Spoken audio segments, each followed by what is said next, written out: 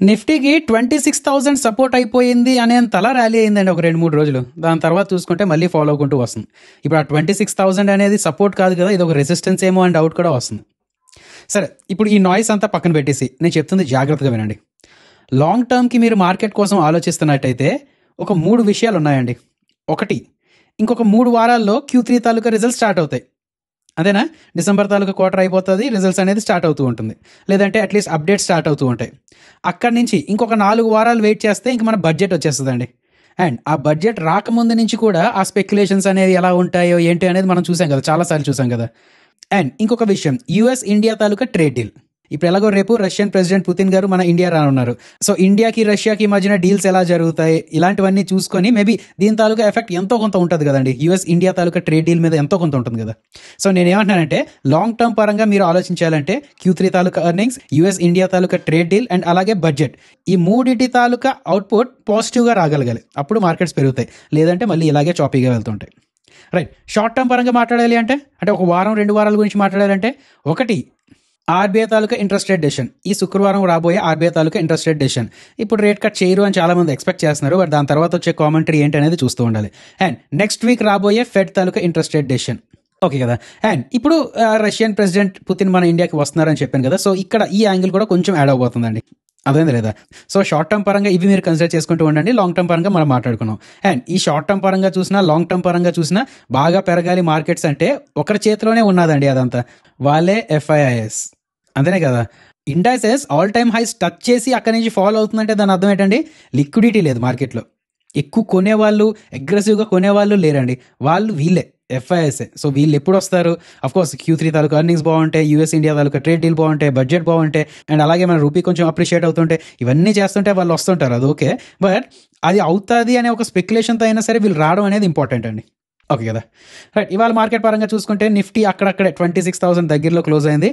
ఇవాళ బాగా అంటే ఫాల్ అయిన సెక్టర్లో మాట్లాడాలంటే PSU బ్యాంక్స్ అండి. ఎందుకు, PSU బ్యాంక్స్ కొన్ని మర్జ్ చేస్తారు అండ్ కొన్ని QIPల ద్వారా అమ్ముతారు, స్టేక్ అమ్ముతారు, అవి ఇవి అనుకున్నారు కదా. బట్ గవర్నమెంట్ ఏంటంటే కొంచెం నెగిటివ్గా స్పందించింది దానికి. లేదు, ఇలాంటప్పుడు మర్జర్స్ అనేవి జరగవు అన్నట్టు మాట్లాడిందండి. సో అది కొంచెం నెగిటివ్ ఎఫెక్ట్ చూపించింది PSU బ్యాంక్స్ మీద. ఏముందండి, నిన్న ప్రైవేట్ బ్యాంక్స్ ఫాలో అయ్యాయి, ఆ బ్యాంక్ నిఫ్టీ వెయిటేజ్ దానివల్ల. ఇవాళ PSU బ్యాంక్స్ ఫాలో అయ్యాయి, ఏదో ఫాలో అవుతూ ఉన్నది అన్నమాట రోజు. అండ్ ఇవాళ సర్ప్రైజింగ్లీ డిఫెన్స్ స్టాక్స్ కొంచెం ఫాలో అయ్యాయి. సర్ప్రైజింగ్ అని ఎందుకన్నానంటే రష్యన్ ప్రెసిడెంట్ మన ఇండియాకి కలుస్తున్నప్పుడు ఈ డిఫెన్స్ సెక్టరే కొంచెం ఎక్కువ ఫోకస్లో ఉండొచ్చు అని అనిపిస్తుంది. సో చూద్దామండి, నాకు తెలిసి రేపు కొంచెం ఎక్కువ ఫోకస్లో ఉండబోతుంది ఈ డిఫెన్స్ సెక్టర్ అనేది. అండ్ అలాగే క్యాపిటల్ గూడ్స్ అని, ఆటో అని, ఇవి రెండు దేని మీద డిపెండ్ అవుతాయి, కన్సంప్షన్ మీద డిపెండ్ అయ్యే స్టాక్స్ కదా. అండ్ ఎక్కువగా మాట్లాడాలి అంటే RBI తాలూకా ఇంట్రెస్ట్ రేట్ డెసిషన్ మీద కొంచెం డిపెండ్ అయ్యే స్టాక్స్ అనమాట. సో అందుకనే వాటిలో కొంచెం ఎక్కువ సెల్లింగ్ అనేది జరిగింది. సో ఇలా అవుతుందండి మార్కెట్, ఇలా అవుతుంది. సో మాట్లాడుకుందామండి మార్కెట్ గురించి ఇన్డెప్త్గా మాట్లాడుకుందాం. బట్ అంటే నేను మీకు చెప్పొచ్చేది ఏంటంటే, మనం ప్రతి వీడియోలో ఇంట్రో ఇచ్చుకుంటూ వస్తున్నాం కదా. అంటే నేను ఇప్పుడు ఏంటంటే వెల్కమ్ టు రూపాయి తెలుగు అనగానే అక్కడి నుంచి వీడియో స్టార్ట్ అవుతుందేమో అనుకుంటున్నారు. బట్ ఇంట్రో ఏదైతే ఇస్తున్నానో అది ప్రాపర్గా వినగలిగితే మీకు సగం అర్థమైపోతుందండి, సగం మార్కెట్ అప్పటికి అర్థమైపోయినట్టు. ఎంతమంది ఒప్పుకుంటున్నారు ఏంటనేది కింద కామెంట్స్లో పెట్టండి. రైట్, వెల్కమ్ టు రూపాయి తెలుగు. మీరు ఇంకా మన ఛానల్ని సబ్స్క్రైబ్ చేయనట్లుంటే ప్లీజ్ సబ్స్క్రైబ్ చేసుకొని నోటిఫికేషన్స్ ఆన్లో పెట్టుకోండి. వీడియోలోకి వెళ్ళక ముందు ఒకసారి మన డిస్క్లైమర్ చూసేయండి. మేము ఏది చెప్పినా సరే అది ఎడ్యుకేషన్ అండ్ ఇన్ఫర్మేషన్ పర్పస్ కోసమే. మేము SEBI registered advisor or research analyst రెండు కాదు. మేము ఏమి ఇచ్చినా సరే అది ఫైనాన్షియల్ అడ్వైస్ కాదు. We are not giving any buy or sell calls. ఏది ఫైనాన్షియల్ అడ్వైస్ కాదండి, జస్ట్ ఎడ్యుకేషన్ ఇన్ఫర్మేషన్ పర్పస్ కోసం. మీ ఓన్ రీసెర్చ్ చేసుకోండి, లేదు అంటే ఒక సెబీ రిజిస్టర్డ్ అడ్వైజర్ అయినా కలండి. ఫస్ట్ ఈ పుటిన్ విజిట్ కోసం మాట్లాడేసుకుందాం అండి. ఎందుకంటే రేపు ఎల్లుండు ఆయన రేపు రానున్నారు అండ్ ఎల్లుండి వరకు మన ఇండియాలోనే ఉంటూ ఉంటారు అనమాట. ఇందులో మీరు అంటే వినే ఉంటారు, ఎక్కువగా వినిపించే మాట ఏంటంటే RELOS, మిలిటరీ లాజిస్టిక్స్ ప్యాక్ట్. ఇదే బిగ్ న్యూస్ అండి. రేపు ఏం జరగనుంది అనేది ఇదే బిగ్ న్యూస్. ఏంటంటే ఇప్పుడు సే ఫర్ సపోజ్ రష్యా తాలూకా పోర్ట్స్ ఏవైనా ఉన్నాయనుకోండి, అక్కడికి మన ఇండియన్ షిప్స్ వెళ్ళి, వార్ షిప్స్ కూడా, మన ఇండియన్ షిప్స్ అయినా వార్ షిప్స్ అయినా వెళ్ళి అక్కడ మెయింటెనెన్స్ అది చేసుకోవచ్చు, రేపు పొద్దున్న రిపేర్స్ వస్తే చేయించుకోవచ్చు, ఏదైనా చేసుకోవచ్చు. అంటే వాళ్ళ తాలూకా పోర్ట్స్ మనం యూజ్ చేసుకోవచ్చు. అలాగే మన ఇండియన్ పోర్ట్స్ కూడా రష్యా వాళ్ళు యూజ్ చేసుకునే విధంగా ప్యాక్ట్ ఒకటి సైన్ చేయబోతారు అనిపిస్తుంది రేపు. ఇది యాక్చువల్గా ముందు సంవత్సరమే సైన్ చేయాల్సి ఉందండి, బట్ US వాళ్ళు మధ్యలో ఎంటర్ అయ్యి సైన్ చేయడం లేదనమాట. అంటే మీకు అర్థమైంది కదా, ఒక దేశం తాలూకా పోర్ట్లని వేరే దేశాలు యూజ్ చేసుకునే విధంగా, అలాగే అక్కడ కావాలంటే పోర్ట్ డ్రిల్స్ అని ఇలాగ, అంటే ఇంకా పూర్తిగా వాళ్ళ తాలూకా మిలిటరీని ఇక్కడ దించుకోవచ్చు, ఏదైనా చేసుకోవచ్చు అన్నమాట. అలాగా రష్యాతోనే కాదండి, ఇప్పటికి మనకి జర్మనీతో అయింది, USతో ఇలాగ డీల్స్ అవి ఉన్నాయి. బట్ ఇప్పుడు రష్యాతో అవ్వడం అనేది చాలా ఇంపార్టెంట్. ఎందుకంటే ఇప్పుడు ఉన్న పరిస్థితుల్లో మనకి పాకిస్తాన్ నుంచి కొంత థ్రెట్ ఉన్నది అండ్ చైనా నుంచి కూడా కొంచెం ఎక్కువ థ్రెట్ ఉన్నది. కాబట్టి ఇప్పుడున్న పరిస్థితుల్లో మనం నమ్మగలిగే కంట్రీలా చెప్పాలి అండ్ పవర్ఫుల్ కంట్రీలా చెప్పాలి అంటే రష్యా ఒకటే. సో చూడాలండి ఈ విజిట్లో ఏం జరుగుతుంది ఏంటనేది చూడాలి. అలాగే ఇప్పుడు కొత్తగా S-400 ఏదైతే ఉన్నాయో అవి ప్రొక్యూర్ చేసుకుంటుంది, డిఫెన్స్ సిస్టమ్స్ అనేది మన ఇండియా ప్రొక్యూర్ చేసుకుంటుంది అంటున్నారు. నెక్స్ట్ జనరేషన్ మిలిటరీ హార్డ్వేర్ అని ఇలాంటి ప్రొక్యూర్మెంట్ వీటి కోసం డిస్కషన్ అవుతూ ఉంటుందండి. సో ఏదైనా మేబీ రేపు ఏవైనా కొన్ని డీల్స్ కన్ఫర్మ్ అయితే డిఫెన్స్ అండ్ ఏరోస్పేస్ సప్లయర్స్ ఎవరైతే ఉన్నారో అండ్ అలాగే లాజిస్టిక్స్ అని, పోర్ట్ ఇన్ఫ్రాస్ట్రక్చర్ అని ఈ కంపెనీస్ ఏవైతే ఉన్నాయో ఇవి కొంచెం అంటే ఫోకస్లో ఉండొచ్చు అండి. అదేనా లేదా? అండ్ దీంతో పాటు ఆయిల్ తాలూకా ట్రేడ్ కూడా, వెస్ట్రన్ శాంక్షన్స్ ఉన్నా సరే రష్యా మనల్ని ఒక కీ ఆయిల్ బయర్గా చూస్తుంది. బట్ మనం ఏంటంటే కొంచెం తగ్గించుకుంటూ వెళ్తున్నాం. ఆయిల్ బయింగ్ అనేది అంటే యూఎస్కి భయపడే చెప్పాలో లేదంటే స్ట్రాటజిక్ మూవ్ అనే చెప్పాలి, కానీ కొంచెం తగ్గించుకుంటూ వెళ్తుంది అనమాట. బట్ ఇప్పుడు ఏం జరగనుంది, రేపు ఆయన వచ్చిన తర్వాత ఏం మాట్లాడున్నారు ఏంటి అనేది చూస్తూ ఉండాలి. సో ఇంపార్టెంట్ థింగ్స్ అండి, మెయిన్గా డిఫెన్స్ స్టాక్స్ అని, ఆయిల్ మార్కెటింగ్ కంపెనీస్ అని వీటిలో కొంచెం షార్ట్ టర్మ్ వాలటిలిటీ ఉండొచ్చు. అది ఎటు సైడ్ ఏంటి అనేది రేపు అండ్ ఎల్లుండి డిసైడ్ అవుతుంది. ఇంకా మన ఆర్బీఐ తాలూకా మానిటరీ పాలసీ కమిటీ మీటింగ్ దీనికోసం మాట్లాడితే ఆల్రెడీ మన టెలిగ్రామ్ ఛానల్లో కూడా అప్లోడ్ చేసుకున్నాం కదండి. ఆర్బీఐ అనే కాదు, ఏ సెంట్రల్ బ్యాంక్ అయినా సరే ఆ దేశంలో ఇంట్రెస్ట్ రేట్ కట్ చేయాలా లేదా అని ఆలోచించేటప్పుడు 2 ఫ్యాక్టర్స్ మెయిన్గా కన్సిడర్ చేసుకుంటుంది. ఒకటి ఇన్ఫ్లేషన్, 2 జీడిపి గ్రోత్, ఎకానమీ తాలూకా గ్రోత్. ఓకే కదా. నా మన ఇండియా పరంగా మాట్లాడుకుంటే జీడిపి గ్రోత్ 8.2%గా వచ్చిందండి, చాలా స్ట్రాంగ్. సో ఇప్పుడు ఇంకా అడిషనల్గా గ్రో చేయాల్సిన అవసరం లేదు, ఇంట్రెస్ట్ రేట్ కట్ చేయకపోవచ్చు అని చెప్పి కొంతమంది అంటున్నారు. రెండవది ఇన్ఫ్లేషన్ చాలా తక్కువలో వస్తుంది అనమాట. సో ఇంత తక్కువ ఇన్ఫ్లేషన్ ఉన్నప్పుడు ఇంకొంచెం ఎక్స్ట్రా జీడిపి గ్రోత్ మనం తీసుకురావచ్చు. సో ఇంట్రెస్ట్ రేట్ కట్ చేయడమే మంచిదని చెప్పి కొంతమంది అంటున్నారండి.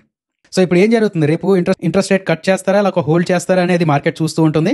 అండ్ దాంతోపాటు నెక్స్ట్ వచ్చే కామెంటరీ లేదంటే ఇన్ఫ్లేషన్ తాలూకా ఎక్స్పెక్టేషన్స్ ఏంటి, జీడిపి తాలూకా టార్గెట్ ఏంటి, అండ్ బ్యాంక్స్ కానీ ఫైనాన్షియల్ సెక్టర్ అని వీటి తాలూకా రెగ్యులేషన్స్ ఎలా ఉండనున్నాయి, ఇవన్నీ మార్కెట్ చూస్తూ ఉంటుందండి. ఓకే కదా. నా ఇప్పుడు మీకు ఒక విషయం అర్థం అవ్వాలండి, రేట్ సెన్సిటివ్ సెక్టర్స్ అంటారు, తెలుసా లేదా మీకు? అది ఇంట్రెస్ట్ రేట్ కట్ చేస్తుందా లేదా అనే దాన్ని బట్టి ఈ రేట్ సెన్సిటివ్ సెక్టర్స్ కొంచెం ఎక్కువగా రియాక్ట్ అవుతూ ఉంటాయి. అందులో 1 బ్యాంక్స్, 2 ఆటో అండ్ 3 రియాలిటీ అండి. ఈ రియాలిటీ స్టాక్స్ గురించి అంటే రియల్ ఎస్టేట్ స్టాక్స్ అవి ఉంటాయి కదా, వాటి గురించి మనీ కంట్రోల్ ఒక మంచి ఆర్టికల్ రాశాడండి, వీళ్ళంటే చూడడానికి ట్రై చేయండి. కొన్ని అంటే రియాలిటీ స్టాక్స్ ఏవైతే ఉన్నాయో 5-year యావరేజెస్ కన్నా తక్కువ ఉన్నాయి పీఈ పరంగా మాట్లాడుకుంటే. అండ్ ఇప్పటికీ కూడా ఆల్మోస్ట్ లైక్ ఒక beat and down sector type అనమాట, అవునా కదా. సో ఈ రియాలిటీ స్టాక్స్ మీద ఎక్కువ ఫోకస్ చేయమని అంటున్నారు. మీరు ఒకసారి చూడండి, ఈ ఆర్టికల్ చదివితే మీకు అర్థమవుతుంది. చూడండి, ఇది సెర్చ్ చేసినా సరే మీకు ఈ ఆర్టికల్ ఓపెన్ అవ్వచ్చు. రైట్, ఇంకొన్ని విషయాల పరంగా మాట్లాడాలంటే యూఎస్లో కూడా అంటే ఫెడ్ తాలూకా ఇంట్రెస్ట్ రేట్ డెసిషన్స్ కోసం కూడా అక్కడ ఒక ఇంపార్టెంట్ డేటా ఉన్నదండి. సర్వీసెస్ తాలూకా పిఎంఐ డేటా ఇవాళ రానుంది. మన ఇండియా తాలూకా పిఎంఐ డేటా వచ్చింది కదా, సర్వీసెస్ బాగానే ఉన్నది, జస్ట్ మ్యానుఫ్యాక్చరింగ్ కొంచెం తక్కువలో ఉన్నట్టు అనిపిస్తుంది, అవును కదా. మన ఇండియా తాలూకా సర్వీసెస్ పిఎంఐ బాగా పెరిగిందండి, జస్ట్ ఆ మ్యానుఫ్యాక్చరింగ్ పిఎంఐ ఏదైతే ఉన్నదో అది కొంచెం తక్కువ వచ్చింది. యూఎస్ తాలూకా సెంటిమెంట్స్ ఎలా ఉంటాయి, దాని తాలూకా రిపోర్ట్స్ ఎలా ఉంటాయి ఏంటి అనేది చూడడం చాలా ఇంపార్టెంట్. రైట్, ఇంకా రూపీ పరంగా మాట్లాడుకుంటే 90 అనేది క్రాస్ అయిపోయిందండి. నేను వీడియో చేస్తున్న టైంకి యూఎస్టీ తాలూకా ఫ్యూచర్స్ 90.284లో ట్రేడ్ అవుతుంది. 90 అనేది ఒక సైకలాజికల్ లెవెల్లా చూశారు, బట్ అదే అంటే కొన్ని రోజులు దీని మీద హ్యాంగ్ ఓవర్ ఉన్నా సరే ఇంకా తప్పదండి. మనం చాలాసార్లు 2-3 సందర్భాల్లో మాట్లాడుకున్నాం కదా, తప్పదు, రూపీ అనేది డిప్రిషియేట్ అవుతూ వెళ్తుంటుంది, తప్పదు. అయితే ఇక్కడ చిన్న హోప్ ఏంటంటే 2026లో క్యాలెండర్ ఇయర్ 2026లో డాలర్ ఒక 5% అలా డిప్రిషియేట్ అవ్వచ్చు అని చెప్పి కొంతమంది అనలిస్టులు అనుకుంటున్నారు అనమాట. సో ఒకవేళ డాలర్ డిప్రిషియేట్ అయితే మన రూపీ కొంచెం అప్రిషియేట్ అవ్వచ్చు కదా, రిలేటివ్ టర్మ్స్లో కొంచెం అప్రిషియేట్ అవ్వచ్చు కదా. సో అక్కడ నుంచి ఏమైనా మనకు కొంచెం గుడ్ న్యూస్ వస్తుంది తప్ప, బట్ ఇప్పుడు మాత్రం అంటే ఇక ప్రతి సంవత్సరం అలాగే ఆ 2% ఎంతో అలాగా డిప్రిషియేట్ అవుతూ వెళ్తుండాలండి, అంతే. అఫ్కోర్స్ మీకు కోపం రావచ్చు, బట్ యాజ్ అన్ అనలిస్ట్గా అది మనం ఫిక్స్ అయిపోవాల్సిన విషయం. సరే, అది పక్కన పెడితే ఇప్పుడు రూపీ ఎందుకు ఫాల్ అయింది, ఇంతవరకు ఎందుకు ఫాల్ అయింది ఏంటి అనేది మాట్లాడుకుంటే దాన్ని బట్టి మళ్ళీ మేబీ కొంచెం అప్రిషియేట్ అవ్వచ్చో లేదో మనం గెస్ చేయొచ్చు కదా. ఒకటి ఏంటంటే టెంపరీగా స్టేట్ రన్ బ్యాంక్స్ ఏదైతే ఉన్నాయో డాలర్స్ అమ్ముకుంటూ వచ్చేసారండి. అఫ్కోర్స్ డాలర్స్ అమ్మడం వల్ల రూపీ కొంచెం అప్రిషియేట్ అవుతుంది, మరి ఇక్కడ ఆ పాయింట్ ఎందుకు రాశారో. అండ్ రెండో విషయం ఏంటంటే మెయిన్ థింగ్ ఇండియా యూఎస్ తాలూకా ట్రేడ్ డీల్. మనం నాకు తెలిసి ఒక నెల రోజుల ముందే అనుకున్నాం, వెరీ సూన్ ఎప్పుడో ఒకసారి ఇండియా యూఎస్ తాలూకా ట్రేడ్ డీల్ నుంచి మంచి న్యూస్ వస్తుంది అని చెప్పి అనుకున్నాం నెల రోజుల ముందు.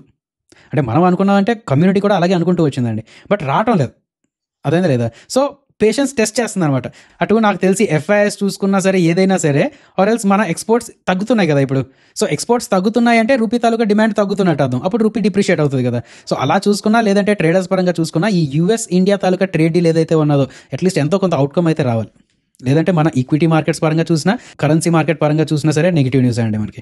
అండ్ ఇంకొకటి, ఇప్పటి వరకు $16 బిలియన్ ఇయర్ టిల్ డేట్, ఈ 11 నెలల్లో $16 బిలియన్ సెల్ చేశారు వాళ్ళు. ఇక్కడ నుంచి బయటకు తీసుకెళ్ళిపోయారు, సెల్ చేయడమే కాదు ఇక్కడ నుంచి బయటకు తీసుకెళ్ళిపోయారు. ఏంటి ఇంతలా ఐపీఓలో డబ్బులు వస్తున్నా సరే $16 బిలియన్ బయటకు వెళ్ళిందంటే ఆలోచించండి. సో అంత అవుట్ఫ్లో ఉన్నప్పుడు రూపీ డిప్రిషియేట్ అవుతుంది కదా. సో మీకు ఇప్పుడు అర్థం కావాల్సింది ఏంటంటే రేపు పొద్దున్న ఎఫ్ఐఎస్ మళ్ళీ తిరిగి మన ఇండియాకి వస్తూ ఉంటే రూపీ డిప్రిషియేషన్ ఆగచ్చు.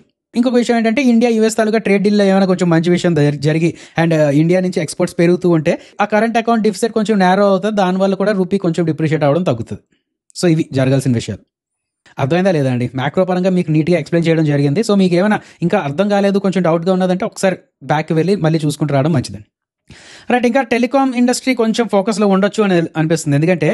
ఎందుకంటే టెలికాం మినిస్టర్ సింధియా గారు ఈ మధ్య చాలా చర్చల్లోకి వస్తున్నారు అనమాట. సిఎన్బిసిలోని ఈటీ నౌలో కూడా ఈ ఏజీఆర్ డ్యూస్ కోసం ఏదో చెప్పడం జరిగింది. అంటే కొంచెం గవర్నమెంట్ సీరియస్గానే కన్సిడర్ చేసుకునేటట్టు ఉన్నది ఏజీఆర్ డ్యూస్ తగ్గించడం, లేదంటే దాని మీద పెనాల్టీస్ తగ్గించడం, లేదంటే దాని మీద వడ్డీలు తగ్గించడం అన్నట్టు అంటూ ఉన్నది. అదే కదా. అండ్ ఇంకొకటి రేపు ఈ telecom ministry and finance ministry ఇద్దరు కూడా ఇంటర్నల్ మీటింగ్ ఒకటి ఉన్నదండి. ఇద్దరికి ఇంటర్నల్ మీటింగ్ ఒకటి ఉన్నది. సో చూడాలి ఇక్కడ నుంచి ఏమైనా కొంచెం పాజిటివ్ అవుట్కమ్ రావచ్చా ఏంటి అనేది చూడాలి. అండ్ మెయిన్ ఎక్కువగా ఏజీఆర్ డ్యూస్ పరంగా మాట్లాడాలంటే వోడాఫోన్ ఐడియా కదండి ఎక్కువ ఫోకస్లో ఉండబోతుంది. ఎందుకంటే అంత ఏజీఆర్ తాలూకా డెట్ ఉన్నది అనమాట దీనికి.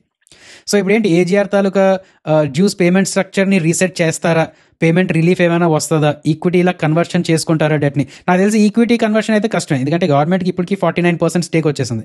ఎలా ఒకలా కొంచెం అది మారి 51% అయ్యిందే అనుకోండి, ఇంకా వోడాఫోన్ ఐడియా ఒక పిఎస్యూ కంపెనీ అయిపోయినట్టే. సో అక్కడి నుంచి మళ్ళీ కాస్ట్లో పెరుగుతాయి. అండ్ గవర్నమెంట్ కూడా నాకు తెలిసి ఉన్న పిఎస్యూ కంపెనీ అమ్ముకుంటూ వెళ్ళిపోతుంది. మరి ఇప్పుడు ఇంకొక పిఎస్యూ కంపెనీ ఎందుకు తీసుకుంటుంది? సో ఎనీవేస్ చూడాలండి, రానున్న రోజుల్లో ఈ టెలికాం తాలూకా ఇండస్ట్రీ కొంచెం ఫోకస్లో ఉండబోతుంది. అండ్ అన్నిటికన్నా ముఖ్యంగా వోడాఫోన్ ఐడియా ఎక్కువ ఫోకస్లో ఉండబోతుంది. ఇంకా మారుతి పరంగా మాట్లాడుకుంటే చూసారా కొత్త వచ్చాయండి. సో మారుతి తాలూకా ఫస్ట్ ఈవీ వెహికల్ ఈ విటారా. అండ్ ఇంకొక విషయం ఏంటంటే వీళ్ళు జస్ట్ ఏదో కార్ లాంచ్ చేయడం కాకుండా ఒక ఈకో సిస్టమ్ కూడా క్రియేట్ చేయొచ్చు అనిపిస్తుంది. అంటే టాటా వాళ్ళు వీళ్ళు చేసుకుంటూ వచ్చారులేండి, వీళ్ళు ఏంటంటే వాళ్ళకన్నా ఎక్కువ ఈకో సిస్టమ్ తయారు చేయొచ్చు అనిపిస్తుందండి. చూడండి, ఇంచుమించు ఈ మొత్తం సర్వీస్ సెంటర్స్ అని, ఈవీ తాలూకా అంటే ఈ ఛార్జింగ్ పాయింట్స్ అని, వీటి కోసం 150,000 స్టాఫ్ మెంబర్స్ని ట్రైన్ చేస్తాం అంటున్నారు. సో ఉన్నాయి, రకరకాలుగా ఉన్నాయండి. సో ఈ మారుతి కొంచెం ఫోకస్లో ఉండబోతుంది. అండ్ ఇంకొక విషయం, ఈ CAFE 3 నార్మ్స్ మీద కూడా కొంచెం చర్చలు జరుగుతున్నాయి. అంటే గవర్నమెంట్ ఏం చేసిందంటే, అంటే ఇప్పుడు 909 kgs వెయిట్, ఒక కార్కి 909 kgs వెయిట్ కన్నా ఎక్కువ ఉంటే అది కంపల్సరీగా ఎమిషన్స్లో ఇది ఉండాలి, ఆ రూల్ ఉండాలి అని చెప్పి పెద్ద పెద్ద రూల్స్ తీసుకొచ్చింది అనమాట, కొత్త రూల్స్. నా మిగతా వాళ్ళు ఏం చెప్తున్నారు, టాటా మోటార్స్ చూసుకున్నా సరే, మహేంద్ర అండ్ మహేంద్ర ఎవరు చూసుకున్నా సరే మావన్నీ పెద్ద పెద్ద కార్లే. బట్ మారుతి సుజుకీది మాత్రం చాలా కార్లు ఉన్నాయి, 900 kgs కన్నా తక్కువలో చాలా కార్స్ ఉన్నాయి. సో మీరు ఏదైతే రూల్స్ తీసుకొస్తున్నారో దానివల్ల మారుతి వాళ్ళకి ఎక్కువ బెనిఫిట్ అవుతుంది, మాలాంటి వాళ్ళకి తక్కువ బెనిఫిట్ అవుతుంది అని చెప్పి అంటున్నారండి. CAFE అంటే కార్పొరేట్ యావరేజ్ ఫ్యూయల్ ఎఫిషియన్సీ. అంటే ఈ రూల్ వల్ల ఏంటంటే చిన్న కార్స్ అంటే 900 kgs కన్నా తక్కువ కార్స్కి ఏంటంటే ఎమిషన్ రిక్వైర్మెంట్స్ కోసం పెద్ద స్ట్రాంగ్ రూల్స్ అనేవి ఉండవు అనమాట. అర్థమైంది కదా. సో వీళ్ళు ఎంతైనా CO2 వదులుకోవచ్చు, ఏవో ఉంటుంటాయి. బట్ ఆ 900 kgs కన్నా పెద్ద కార్స్కి మాత్రం స్ట్రిక్ట్ రూల్స్ అవి ఉంటాయి. సో టాటా మోటార్స్ చూసినా, మహేంద్ర చూసుకున్నా, ఎవరు చూసుకున్నా సరే వాళ్ళవన్నీ పెద్ద కార్లే కాబట్టి వీళ్ళు ఎక్కువగా రూల్స్ ఫాలో అవుతూ ఉండాలి. అండ్ ఇంకొకటి ఏంటంటే పర్ కార్లా చూడరు, వాళ్ళు మొత్తం ఒక నెలలో లేక సంవత్సరంలో ఎన్ని కార్స్ తయారు చేశారు, ఆ కార్స్ నుంచి CO2 ఎంత వస్తుందనేది చూస్తారు. సో దానివల్ల టాటా చూసుకున్నా, మహేంద్ర వాళ్ళు చూసుకున్నా ఈవీ కార్స్ ఎక్కువగా దింపాల్సి వస్తుంటుందండి. అండ్ ఈవీ కార్స్ జనాలు ఎక్కువ కొనుక్కునేటట్టు వీళ్ళు చేయాల్సి వస్తుంటుంది అనమాట. బట్ ఆ ప్రెషర్ మారుతికి లేదు, ఎందుకంటే ఈ చిన్న కార్స్ కన్సిడర్ చేయరు అన్నమాట దానికోసం. సో అందుకనే ఈ హుండాయ్ చూసుకున్న, టాటా చూసుకున్న, మారుతి మహేంద్రాలు చూసుకున్న గవర్నమెంట్కి పిటిషన్స్ పెడుతున్నారు అనమాట. మీరు ఏదో కావాలని మారుతి వాళ్ళకి సపోర్ట్ చేస్తున్నట్టే అనిపిస్తుంది, ఇది ఎలాగ అవ్వకూడదు అది ఇది అని చెప్పి. సో ఈ విషయం మీద కూడా కొంచెం మార్కెట్ ఫోకస్ చేస్తుంది, కొంచెం చూసుకుంటూ ఉండండి. రైట్, ఇంకా ఫైనల్గా ఐపీఓస్ గురించి ఏం ఆలోచిస్తున్నారండి? మీషో ఐపీఓ దీని తాలూకా GMP పెరుగుతూ వెళ్తుంది, కొంచెం బాగానే ఉన్నది, అంటే కొంచెం మార్కెట్లో పాజిటివ్ టాక్ వస్తుంది. అండ్ యాక్విస్ అని చెప్పి విద్య అని వీటి మీద కూడా కొంచెం డీసెంట్ సబ్స్క్రిప్షన్ అనేది అవుతున్నదండి. అండ్ ఇంకోది మీషో పరంగా మాట్లాడాలి అంటే కొంచెం మిక్స్డ్గా ఉన్నది, ఎందుకంటే యాంకర్ అలొకేషన్ ఉంటుంది కదండి, అందులో SBI మ్యూచువల్ ఫండ్ వాళ్ళకి 25% అలొకేషన్ వచ్చేసింది. సో మిగతా వాళ్ళందరూ వెళ్ళి కంప్లైంట్ ఇస్తున్నారు అనమాట, ఆ SBI మ్యూచువల్ ఫండ్ వాళ్ళకి ఎందుకు 25% ఇచ్చేశారు అని చెప్పి. దానికి మీషో వాళ్ళు అనడం ఏంటంటే వాళ్ళు ఎప్పటి నుంచో మా తాలూకా పార్ట్నర్ అది ఇది ఏదో అనుకుంటూ వస్తున్నారు. సో అది పక్కన పెడితే ఇంకొక విషయం ఏంటంటే పెద్ద పెద్ద ఇన్స్టిట్యూషన్స్ ఎవరైతే ఉన్నారో వాళ్ళు కొంతమంది ఈ యాంకర్ అలొకేషన్లో పార్టిసిపేట్ చేయలేదన్నమాట. అదేనా లేదా? సో అంటే నేను చెప్తుంది ఏంటంటే మీషో తాలూకా IPO మీరు అప్లై చేయాలా లేదా అనేది మీరు అనాలిసిస్ చేస్తున్నట్టుంటే ముందు ఈ వీడియో చూశాను, మనం పబ్లిష్ చేసుకుని ఈ వీడియో చూశాను, చేసిన తర్వాత మీరు ఇంకొంచెం ఆ యాంకర్ అలొకేషన్ మీద కూడా దృష్టి పెట్టండి. మనం కూడా మోస్ట్ ప్రాబ్లీ రేపు ఒక వీడియో చేసుకుందామండి, అప్డేటెడ్ వీడియో ఒకటి చేసుకుందాం. సో దాన్ని బట్టి 3rd డే అప్లై చేయాలా లేదా అనేది మీరు కొంచెం డిసైడ్ చేసుకోవచ్చు కదా. ఓకే కదా, అదేనా లేదా? సో అంతవరకు ఏంటంటే ఆ మీషో గురించి ఈ రెండింటి గురించి ఆల్రెడీ మనం IPO వీడియోస్ చేసుకున్నాం, అనాలిసిస్ వీడియోస్ చేసుకున్నాం, తప్పనిసరిగా చూడండి. సో ఇదండి ఈ వీడియో. మన వీడియోస్ మీకు నచ్చినట్టుంటే ప్లీజ్ లైక్ చేయండి, షేర్ చేయండి, కామెంట్ చేయండి, మీ ఫ్రెండ్స్తో తప్పనిసరిగా షేర్ చేయండి. జై హింద్.